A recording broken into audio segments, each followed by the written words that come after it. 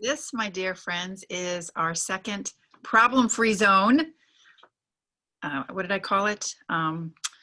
Turning lead into gold. Practical spiritual tools to turn lead into gold, because when you're really at the vibration that I know we all want to live at, there are no problems. There's just situations that we then alchemize and we transmute.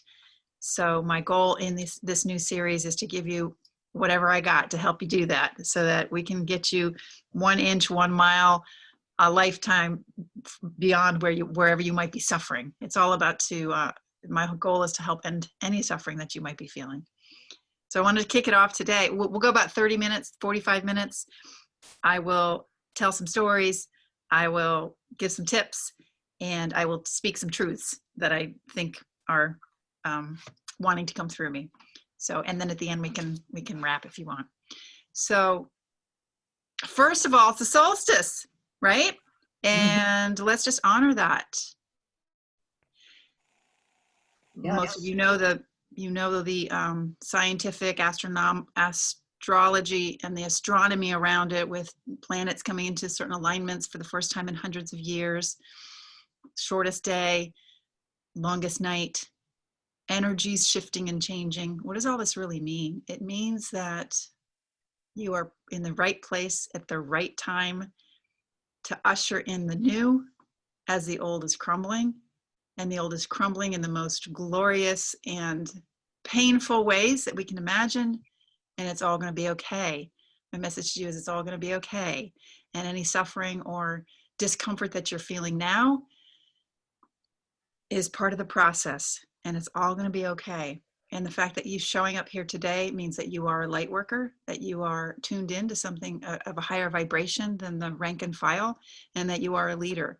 It's my job to help you lead, and a rising tide lifts all boats. And so if we can lift this tide together collectively here today, then let there be peace on earth, and let it begin with me, and we will be a little pod of hope and light and creative expression for this new world paradigms that are being birthed. One of the paradigms that's changing is money. So the topic this month is about money.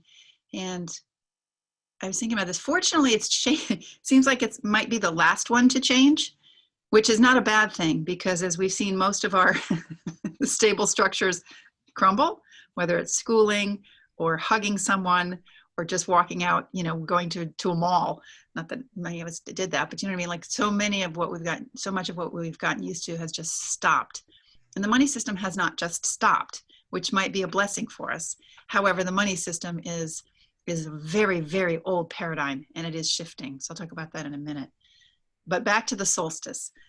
I just want to invite you to take time today to check in and feel the shifting energies, because what's shifting is out of an age-old structure and energy that was hierarchical and patriarchal and male, and there's nothing wrong with that. And our money system has been built aligned with that, and it's been a very beautiful system, but it's just outlived its purpose, or it's alone. If it's alone now, it's not enough. We need the yin and the feminine, and I'll talk about that in a minute, to come and complement, so that we have something that's holistic and in integrity. Whole integrity means wholeness, not honesty. Wholeness. And so today, the solstice, it's not just, the shortest day of the year. It's this shifting, this conjunction of these planets that hasn't happened in hundreds of years, that's ushering in what they call the age of Aquarius, which quite frankly, I don't exactly know what the age of Aquarius is specifically. I just know that on a larger level, the new world paradigms are here. And it's such an exciting time to be alive. Such an exciting time. It's excruciating, but exciting as well. So let's talk about money. Most people want to make more, have more. Most people worry about, are they going to have enough? And the answer to all that is yes. Yes, there's plenty. I mean, here's my truth teaching now. There is plenty. There will always be plenty. You have enough. There is enough. You are enough. And so it is. There is enough. You have enough. There will be enough. And so it is. There is nothing to fear. Even as we shift from one paradigm to another, there is nothing to be afraid of. Everything is perfectly unfolding in its own divine timing, in its own way. The only problem is that we forget that. We muddle it in our minds and in all of our conditioned habits. But when we strip away and strip away and strip away, which I'll talk, this is where I'm going to give some tools, is to help you strip away all the junk that gets in the way. The truth, capital T, truth is there is enough, you are enough, you have enough, it's okay. Even when the appearance is the opposite. You look at the stars in the sky, the grains of sand on the beach, the blades of grass, there is always enough. It is always regenerating. There is never a lack. The lack is our belief systems in lack, is our misremembering that there's not enough. But underneath all, there is plenty. And when you practice and you move through your life with this vibration that there's plenty, I'm provided for, there's enough to share and spare, whether it's money or love or health or what have you, then what you do is you open the floodgates to invite in more. This is just a spiritual practice and a spiritual truth. It amazes me that as human beings, we just get so far from that truth. It's like the window has so much dirt on it that we forget that the sun is always shining. There is always sunshine. Even on the darkest day of the year, the sun is shining. We have to clean the window and let the light in. We have to open up and allow abundance to come to us and through us. And we don't grab it. We don't hoard it. We invite it in, we enjoy it, and then we release it for circulation. This is why the basic principle is whatever you're desiring, you need to give. So you want more love, you give more love. You want more money, you give money. You circulate, you don't hoard. These are the spiritual principles. Yeah. We're not taught this stuff. What we're taught is helpful up to a point. And this goes back to sort of the structural patriarchy, the money system that we've been brought up in, conditioned with, is helpful, but it's not the whole picture. I said on the last call, I don't know how many of you were on it, pray to God and tie up your camel. So yes, all of the abundance truths that I've just spouted are 100% true. And there's some action items you need to do to make sure that you are being a good steward of whatever you've been gifted, whatever kind of money or bounty you've been provided for. You care for those things. You steward them properly. So I'm not saying stare at your navel and all will be well. I'm not suggesting magical money thinking, which is sometimes what spiritual bypass promotes is, oh, it's just all going to work out because I know what the truth is. Well, yes, in fact, if you had that level of faith, it all really would work out. But most of us don't have the, 100% of faith 100% of the time. And so it makes sense to, as Steve Jobs once said, follow your heart, but check in with your head. So know the spiritual truth about money and abundance and balance your checkbook, which of course nobody does that anymore. But you know what I mean? Follow the right systems. So story time about my own money situation. So I have two, and some of you heard this last time, I have two situations which are really bizarre financially, which I'm applying these principles that I just blurted out to you. I'm applying them to these and I'm watching them loosen up. These are two really like tough knots, like talk about knots that are just like, Gee. One is, as many of you know, I have an RV that I purchased, she's an old gal, she's a vintage RV, and she was up in Maine where I was planning my life and my business with Michael, and then we decided to consciously uncouple. But the RV's still up there and she's got rot and I can't seem to find anybody to fix it and I still owe money on it. And so I've got to get the RV from Maine down to somewhere so it can get fixed. And it's costing me money every month and I can't sell it because it's broken. And it's like, holy camole, what? And so it's a financial pickle. It's not just a logistical one, it's a financial one. Excuse me, because I still owe $22,000 on the vehicle. So I decided that before I solved it, I had to get in the right space about it. And I wasn't in the right space about it for the first couple of months of my transition, which happened around August. It was, oh my God, what am I going to do? And I literally called 7 different people, dealerships, individuals, and nobody's going to help me, and on and on and on. Well, I finally said, I'm going to stop like beating my head against the wall with this money situation. So if you have a money situation, map it to what you're, that's why I'm telling a story.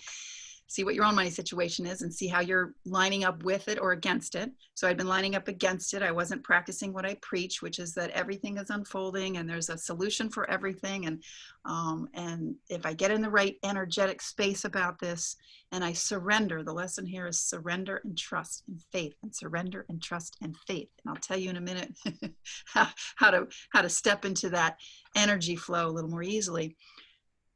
So I stopped working on the financial pickle that I had. And then I did one at the first session of this about 2 weeks ago. And lo and behold, I don't think she's on the call. One of the amazing women I'm working with heard me talk about this, and she messaged me right away. I have somebody who can help you. And he's got specialty in this, and he's got a specialty in this because it's a very unusual situation. I need somebody who can do this and could do this. And when you know that we're in conversation, that this person showed up out of nowhere, and it looks like it might be a very easy, fantastic solution to my pickle, which came without trying, without efforting, just by staying in the right knowing and the right space.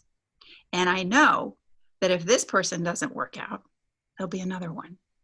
So whatever you're grappling with financially, back off, take your foot off the gas, and go inside, because as within, so without. What you think about, you bring about. What you focus on increases. So if I focus on, I'm going to get that. And I kept getting that from, one call after another call after another call. Nobody could help me for this reason and that reason. When I backed off, took my foot off the gas, and allowed solutions to present themselves and worked on my inner state, that's when things started to loosen up. Now, my next story, which I'll have to give you an update because it's still a pickle, is, as many of you know, back when the pandemic hit, however many months ago, there was all kinds of CARES Act loans and grants and things like that. And so we applied for an SBA loan to help the business carry through. And we got granted $16,000 for the business, which was great. It was like so easy to just, wow, I didn't even do it. Michael just filed it. And I'm like, oh, okay, guess we'll use that and store it away. And then, but come to find out, somehow, really interesting, somehow the money, the $16,000 that is in my SBA accounting got sent to B of A account, but B of A rejected it for a technical reason with the naming of the account and whatever. And so B of A rejected it, but the SBA thinks I got it. So I'm on the hook for $16,000 with the SBA.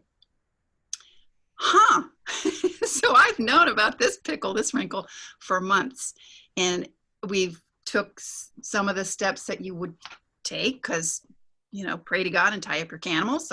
So we were doing our steps, and we met with B of A, who's absolutely no help. It's like a black wall, a big black void. And I'll probably be hiring a lawyer to help me get through to B of A, but I don't have any angst around it. I have curiosity and a lightness around it and a surrender around it. Because if for some reason I'm on the hook for $16K that I didn't ever get, then I'm on the hook for $16K that I didn't ever get. Like, there are worse things in the world, but I have faith that there's a couple more chapters to this. And I'm just getting curious, and I'm not allowing myself to go down that dark hole that would be very easy to do, either against B of A, either against the failed business life relationship that I had with Michael, and on and on and on. It's just a curious situation. So now I'm just about ready to work with that lawyer to see if we can, how can we loosen this up? So those are my own sort of money conundrums, and you've got your own.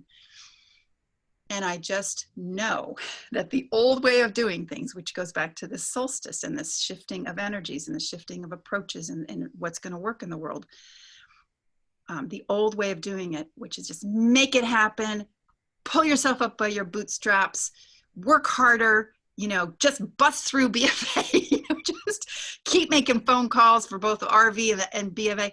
I could do that, or I could take a softer, different approach.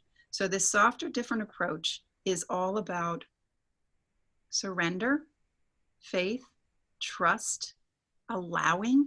It's the yin and it's the feminine. Now, we're not taught this and we were not raised with this. This, I think, is the hardest work that there is to do. In some ways, it would be easier just to like go to every B of A in my town and then the next town over and just like walk in with my briefcase. And so in some ways, that would be easier because that's an energy I'm familiar with of initiating and pushing and, you know, pulling yourself up by your bootstraps. And yet this new paradigm in the world, in your relationships and in money and in health and in everything is the yin, the feminine, the surrender. So when I say that, it actually sounds like it's not a powerful energy. Sometimes we say the word surrender or feminine, it feels like we're going to be a wallflower, a doormat, that there's no action in it, that we're not empowered. And I'm here to tell you, my sisters, because I think it's all women today, the most powerful energy on the planet is the divine feminine energy. There's nothing weak about it. It might be soft like water, but look what water does in the Grand Canyon. There's nothing weak about the feminine. And that's what's being called forth today. That's what's needed to right the balance. We're so out of balance, clearly. And so how you get the feminine is by yielding. How you get the feminine is by softening, surrender, receptivity. It's the womb space.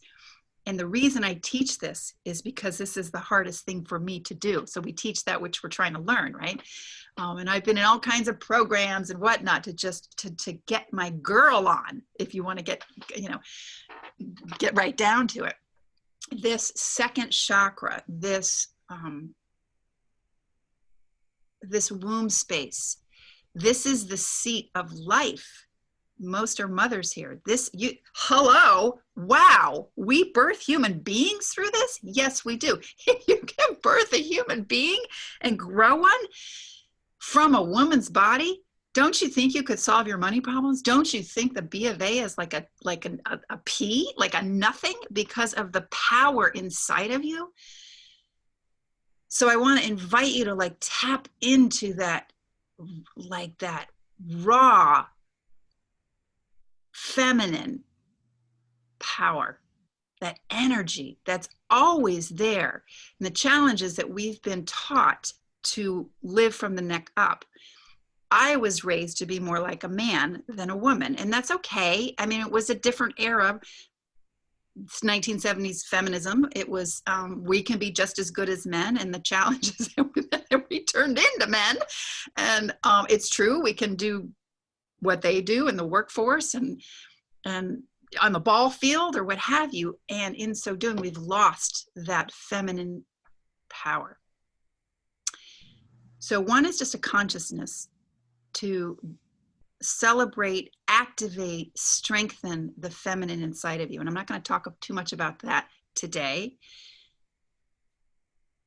but I want to invite you to do what you need to do, whether it is simple things like dance and activate the energy in your body, play and activate that creativity in your body, have sex, because hello, that's like activating that part of your body, that creative seat, that fertile, fecund part of you that the world is aching to see in full expression.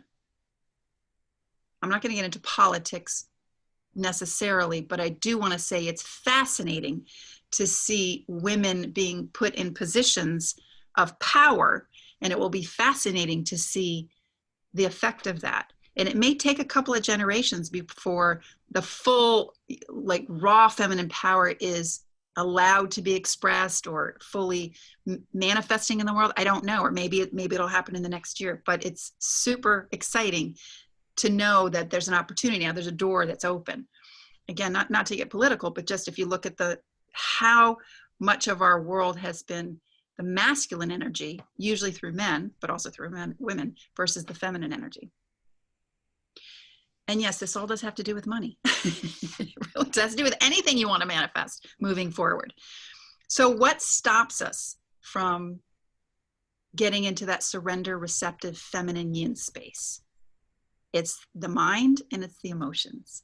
So I'm going to give you a quick cheat sheet. I mean, this is stuff we do in our months-long programs, which if anybody is interested in finding out more, I'll post my email in the chat when I'm done here, and just contact me. We have a conversation, because the work we're doing with women is so exciting and so impactful.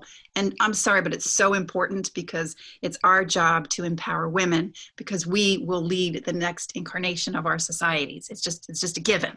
That's what's being we're being tasked with. But what gets in the way is the mind and the emotions. Now, last session, I talked a little bit about some mind stuff you can do, some tools you can do to calm the mind. And they were things, one was a trigger journal. I'm not going to get into it, but keep showing up for these things. They're going to be twice a month, so you don't miss anything. A trigger journal. And the other was called releasing fixed attention. It was a way to shift your attention from being upset about something in your mind to neutralizing it, because we can't access our raw feminine power. We can't access this creative life force that's needed in the world when it's obfuscated and occluded by emotions and mental garbage.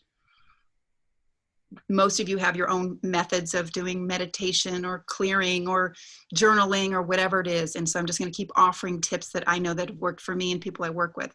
So let's get into the one that I decided I would choose today, because it's about emotions. Last time we dealt with the mind. This time I want to deal with emotions. Emotions can really hijack happiness and productivity. Have you noticed? So here's a suggestion, a tip, a tool. Next time you get triggered or fired up by anything, and this has to do with your money in abundance, because you can't invite money in abundance in, and you can't have clear thought and a clear stream of action if you're all over the place emotionally, if you're out of balance. And trust me, I'm like drama queen, the queen of drama queens. And so again, I teach that which I've learned and that which I'm learning. But you can't manifest what you're here to manifest if you're not fully grounded and centered. And so there's the mind, you got to handle the mind messes and the emotions. So I tried to shrink down an exercise into a bite size. And so here it is. Next time you find yourself off the rails triggered or just slightly triggered, 2 steps.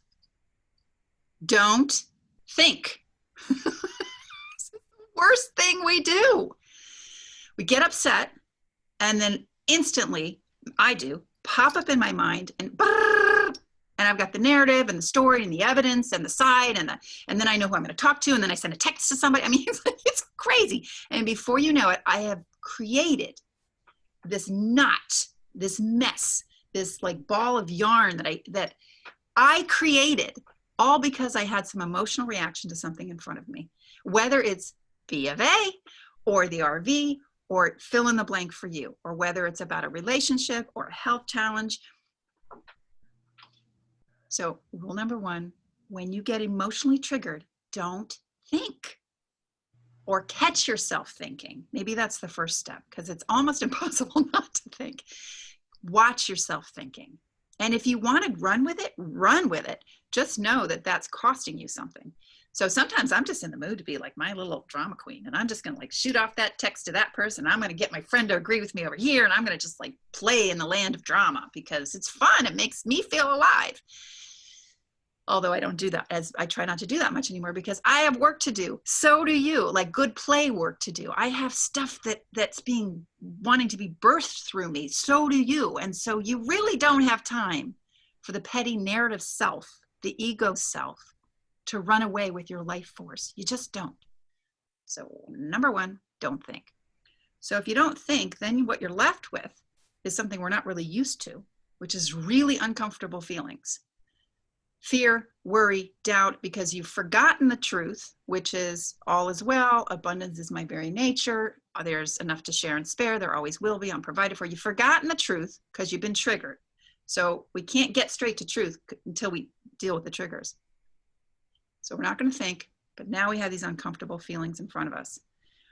So the shortcut is try it.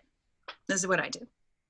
Is feel what you're feeling. We don't want to dishonor that, because anything you bury goes in the body. It just lands in the body. So we can't just stuff it down and ignore it. I would never suggest that. There's a sweet spot between ignoring it and pitching a tent in it. Like, you don't want to ignore it, but you don't want to pitch a tent in it either, because then you're stuck there in your stories. So that sweet spot is, oh, wow, that doesn't feel good. I don't like that one. Let me feel it fully, but don't pitch a tent there. And then think about something you love. Just like counterbalance and neutralize this awful feeling with something that lights you up. And you all know what that is. A grandchild's face, your lover, a mountaintop, the magic of Christmas, whatever it is. Counterbalance the trigger with something pure. And go back and forth, because we want to honor how you feel with the truth, which the truth is, again, it's love or fear. Of Course in Miracles says this, like, you can choose love or you can choose fear. So any reaction we have is going to fall into one of those two camps. So anything that's triggering is more just a fear of lack, of not being loved, of what have you. And so if we can shine the light of love on whatever you're uncomfortable with, not to ignore it, but to kind of transmute it and equalize it, then you've not gone in your head and wasted your life energy. You've not ignored this important trigger, which is probably based on something that happened in your past, which we want to honor, but we don't want to run a story through. And we've gotten you back to equanimity or close to it. And only from equanimity should you take action. So I should not call B of A if I'm pissed. We all know that, right? You should not fill in the blank if you're charged about something. We all know that. Many of you also know your human design, so you know there's even another layer to this, which is you really just need to ride some waves and wait things out. So the goal is equanimity, because in equanimity, then you're connected with your higher state, then you're connected with truth, then you're connected to the creative resource of the entire universe. But if you're over here, you know, having this little pity party, over here like stirring things up, or even over here being ecstatic about something, even the happy emotions, which we prefer, that's not equanimity. That's not lining up with the truth. The truth is calm and resource and opportunity, and it's like a knowing. We don't get too worked up in either direction, because we just know. It's a knowing. This isn't like a mindset. This isn't a modality we have to acquire. We're talking about, it's not even faith. It's just knowing. It's just knowing. So if I could just, like, for me to you, my Christmas gift, my holiday gift is just know the truth about yourself. Divine, whole, perfect being. Everything you need is absolutely possible. The only thing that's standing in the way is that you forgot that, and the mind and the emotion are running the show and creating havoc. This always amazes me. And take a breath, because I've been talking for 29 minutes and it's not like me, but I'm going to pause and take a breath, because I guess that's just what wanted to come out. So, Linda, can yes. I interrupt you for a minute? Yep. Can you mute Alex? Because I think your Zoom's in speaker view and her image keeps coming in and out. Alex Ledbetter? Yes. She is muted. So, but thank you for that. I just muted it now. I'll mute it again. Okay. There we go. So, do I need to do a recap, or did that get through? Yes? Okay. Thank you. Yeah, I don't walk and chew gum, so I apologize. I don't look at the chat. But so this is the time, if anybody has a question or a situation that you would like support in, I'd be happy to sort of shine the light and maybe help you look at it differently, or if you just have a comment. And if you'd like to put in the chat anything, what you're wanting help. Like if you don't want to speak, what you're wanting help with, I can read the chat now.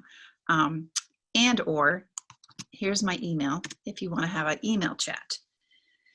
Because I think I've made it pretty clear that I am completely 1000% dedicated to help women like you get to the next level. So if it's fear, worry, doubt, suffering that's getting in the way, let's just take care of that like right now.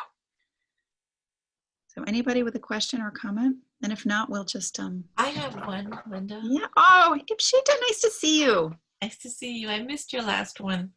I'm glad I caught this one today, especially Yeah. in such a special day. Yeah, I have a question because I just went through something a few days ago where I was really gung-ho about something, and I was like busy planning, and I tend to do this, when I'm like in the planning phase. I get very excited and making big promises and whatever, and then it so happened that I couldn't do it for many reasons. And I went from like zoop up to zoop down. It was like, now what? I was planning everything around this. And now it's not going to happen. And then it went to zoop down and I didn't know what to do. So nowadays I watch way too much Netflix. So when I'm sad, I go and watch a happy movie. But I'm not sure that helped deal with, that disappointment. Because I feel like the other stuff that I was planning around that still needs to happen. It should happen if I want results that I'm looking for. But I kind of numbed out that pain or the disappointment by watching the movie. And then now I'm like kind of in a daze. Okay, So it's so great, Ipshita, because we all do that, whether it's Netflix or sugar or yeah, whatever it is that we do, yeah, which is just called being human. So first of all, no judgment. No right. judgment. I had an honoring, finally, my father passed in, not finally, my father passed in June, and we finally had his Zoom honoring on Saturday. Yeah. I've been trying to get my family, this is related to what you're talking about. I've been trying to get my family together for ever since, and finally we did it because it was his birthday. He would have been or is 92 years old. So we did it. And it was beautiful. And afterwards, what did I want? It was 2 in the afternoon. It was 3 in the afternoon. I wanted a glass of wine and I wanted sugar. Yeah. And I looked at that. I thought about that because it was intense, right? And I went, huh. And so about 4 o'clock, I had wine and I had sugar. I was okay with that because that's what I wanted to do. I'd had enough, like enough intensity. And it was a beautiful ceremony. And I ran it. And so like, it's okay to be a human being in this body, having human experiences. And the fact that you're aware of that, Ipshita, is awareness is curative. So you're halfway, you're already down the field of where you want to be, closer to where you want to be.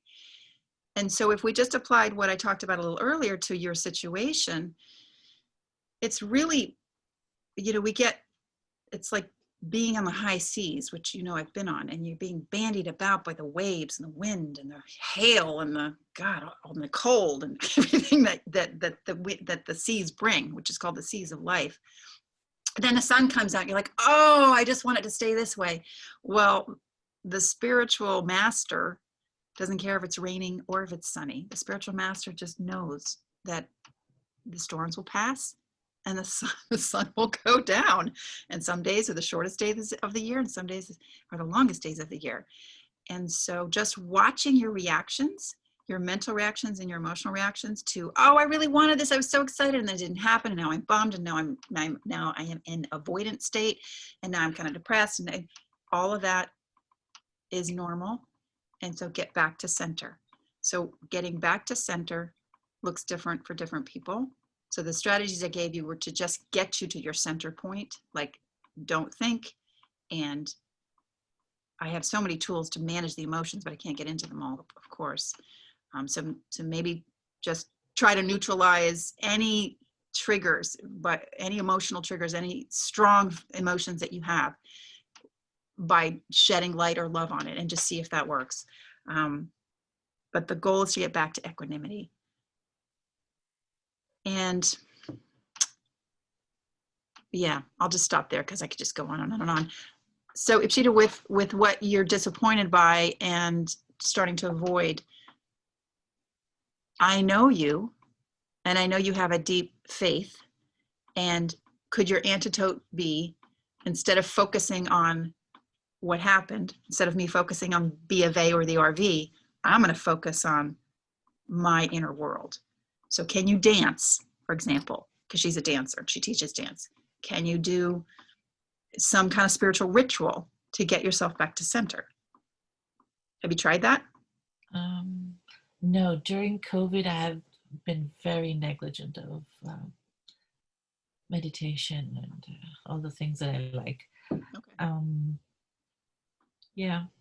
Okay. Yeah, I kind of know, intellectually that that's what I'm supposed to do, but I don't feel like doing it. Let's put it that way. I don't feel like doing it. It might be too big of a step. So just take a small one, whatever that is. So all of you, I invite each of you, what come to mind right now? What one small thing, especially today on Solstice, you're supposed to be quiet and go inside, and Right. what one small thing could you do that would just feel good and would be restorative just today? Maybe it's That's a a nap, good one. right? Um, Maybe it's make yourself an actual nice meal. Maybe it's to reach out to somebody you miss. It's like, what's one small act you could do? Because in so doing, you're going to get yourself back. You're going to get yourself grounded. These are hard times. Right? I need to remind you, these are hard times. So if you don't feel like putting on the full garb and dancing and Zooming for everybody to do it, of course. So start where you are and take a half a step. Can you think of a half a step that you could take?